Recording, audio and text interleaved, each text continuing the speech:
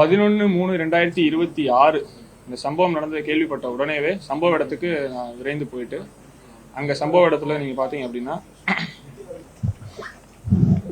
சம்பவம் நடந்தது தெரிஞ்ச உடனேவே 10 தனிப்படைகள் நம்ம அமைச்சாச்சு. இந்த 10 தனிப்படைகளில் 4 டிஎஸ்பி 6 இன்ஸ்பெக்டர்ஸ் உட்பட 150 காவலர்கள் இருந்தாங்க. இந்த கேஸுக்கு டெடிகேட்டடாக இருந்தது. இது இல்லாமல் நீங்கள் பார்த்தீங்கன்னா நமக்கு தமிழ்நாட்டுடைய சட்ட ஒழுங்கு ADGP sir, south zone IG sir ஒரு 3 days தூத்துக்குடியிலே கேம்ப் பண்ணி கைடன்ஸ் அண்ட் இன்ஸ்ட்ரக்ஷன்ஸை கொடுத்தாங்க. செகண்ட் திங் பார்த்தீங்க அப்படின்னா சம்பவம் நடந்த நாள்ல இருந்து இந்நாள் வரைக்கும் திருநெல்வேலி சரக டிஐஜி திரு சரவணன் ஐபிஎஸ் சார் டெய்லி வந்துட்டு சீன் ஆஃப் கிரைமையும் அந்த வில்லேஜ் அந்த ஸ்டேஷன் விசிட் பண்ணி எனக்கு வந்துட்டு சப்போர்ட்டிவா கைடன்ஸ் அது எல்லாமே இருந்துச்சு. இப்போ இந்த வழக்குல பாத்தீங்க அப்படின்னா ஒரு நபர் இப்போ வந்து கைது செய்யப்பட்டிருக்காரு.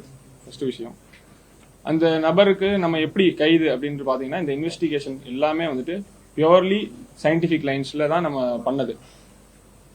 சம்பவம் நடந்த அன்னைக்கே வந்துட்டு finger print expert, dog squad, forensic scientific team இவங்க எல்லாமே வந்துட்டு சம்பவத்தில் இருக்கக்கூடிய தடயங்கள் எல்லாத்தையுமே சேகரித்து நமக்கு வந்துட்டு ஒரு தனித்தனியாக வந்துட்டு ஸ்பெஷல் ரிப்போர்ட் எல்லாமே கொடுத்துட்டாங்க. அது மட்டும் இல்லாமல் வெவ்வேறு கோணங்களில் மல்டிபிள் லைன்ஸில் இந்த இன்வெஸ்டிகேஷனு, உதாரணத்துக்கு சம்பவ இடத்துல சிசிடிவி இல்லைனாலும் சம்பவ இடத்த சுற்றி இருக்கக்கூடிய சிசிடிவிஸை கண்காணிக்கிறதுக்கு அதுக்குன்னு தனியாக தனிப்படைகள் அமைச்சோம். 98 சிசிடிவி கேமராக்கள், நான் திருப்பி சொல்றேன், சம்பவ இடத்துல நேரடியாக இந்த சம்பவம் நடந்ததை பதிவு இருக்கிற மாதிரி சிசிடிவி கிடையாது. சம்பவத்தை சுற்றி இருக்கக்கூடிய இடங்கள்ல இருக்க 98 சிசிடிவிஸ் எல்லாத்தையுமே அனலைஸ் பண்ணது.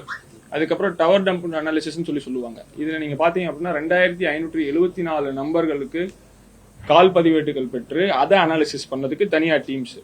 இது மட்டும் இல்லாம எம்ஓ கிரிமினல்ஸ், ஜெயில் ரிலீஸ் ஆன அஃபண்டர்ஸ், ப்ரீவியஸ் கன்விக்ட் ஆன அஃபண்டர்ஸ், இந்த மாதிரி குற்ற பின்னணி, அதாவது செக்ஷுவல் அஃபண்டர்ஸ் மட்டும் இல்லாம வேற குற்ற பின்னணிகளும் இருக்கக்கூடிய நபர்கள், அந்த பாதிக்கப்பட்ட கிராமமா இருக்கட்டும், அதை சுற்றி இருக்க ஊர்களா இருக்கட்டும், மொத்த தூத்துக்குடியா இருக்கட்டும், இருந்த நபர்கள்ல பாக்குறதுக்கு கண்காணிக்கிறதுக்கு அவங்கள போய் எடுத்து அந்த சமயம் அவங்ககிட்ட போய் ஒரு இன்ட்ராகேஷன் பண்றதுக்கு நிறைய டீம்ஸ் நம்ம போட்டோம்.